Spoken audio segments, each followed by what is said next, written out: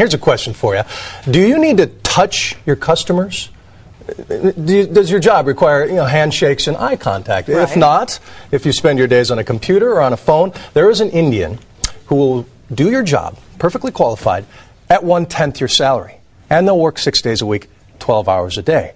There are more English-speaking Indians than there are Americans. Most are wired in more ways than one. But to see what is really happening, to get past the outsourcing hype, I traveled thousands of miles across this land, one that fills you with equal parts pity and wonder and awe, and one that'll give you 1 billion reasons to care.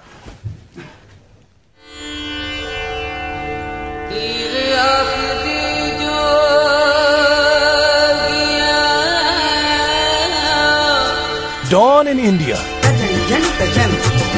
A nation of 1 billion awakes. In Bombay, there is a human density unlike anywhere else. Compared to Manhattan, there are twice as many people in half the space. This is a working-class home. Dad is a laborer, mom is a maid, the kids go to school. How long have you lived here? 25 years they've lived here.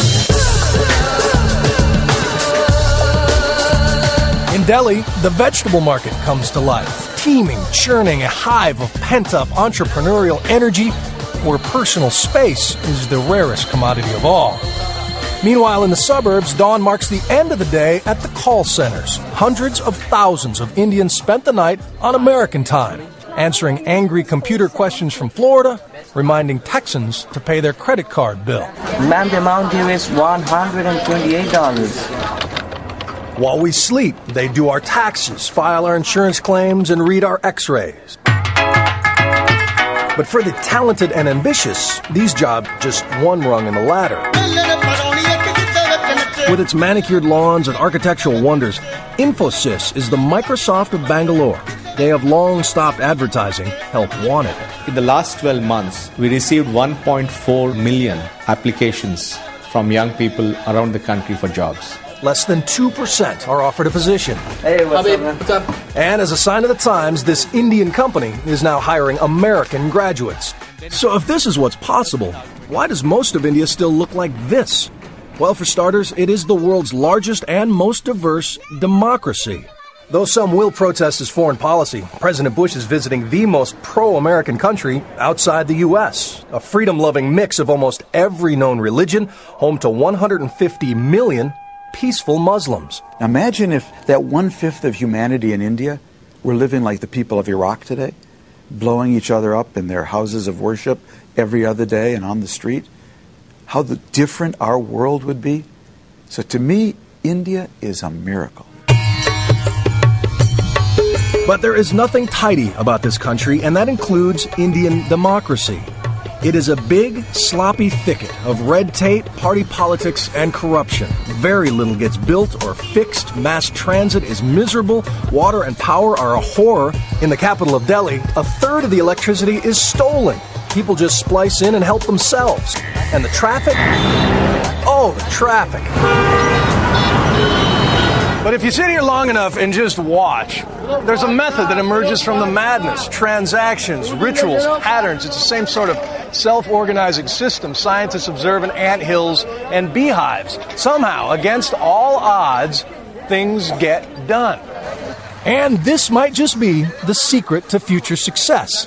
C.K. Prahalad is an Indian-born American and a renowned business consultant. He says we should look at this grit and chaos not with pity, but with respect and fear, because this is the training ground for the next wave of global titans. Every kid here who is walking around is getting trained to be entrepreneur, to hustle, and to get a little bit more than what he or she has. If you look at this, you're unlikely to see that this is a place where people are going to get educated on how to use computers. Right. It doesn't look like much. In other words, I think this is a metaphor for India. What you see outside is not what is inside. Outside, this could be a shanty, but inside is a Pentium PC. I met Fareed while stepping over rats in a Bombay neighborhood. He was sending text messages on his cell phone. What is your ID? Email ID? You want my email address? I want. There are 700 million Indians under the age of 35. 2.5 times the U.S. population. And there was a day when the best and brightest would eagerly bring their brain power to America. But post 9/11, visas are tougher to get. And with a mall and a McDonald's right down the street, why leave home? 3:01 on the clock. Priyanka is a popular DJ in Delhi. Hi, welcome to Radio City. And she conducted an on-air poll at our request. If you had a choice between taking your skills to America or staying in India, what would you do? The text message responses were almost unanimous. Look at that. We will challenge Westerners by working for our country because India is best. And that level of fierce pride and determination is evident everywhere. Is India catching up? India is not behind you. He's with you. Not behind us, with us. You're seeing an explosion of 50 years of pent-up aspirations. And if you want to know what India feels like today, it's very simple. Pull out a champagne bottle, shake it for an hour, then take the cork off. You don't want to get in the way of that cork.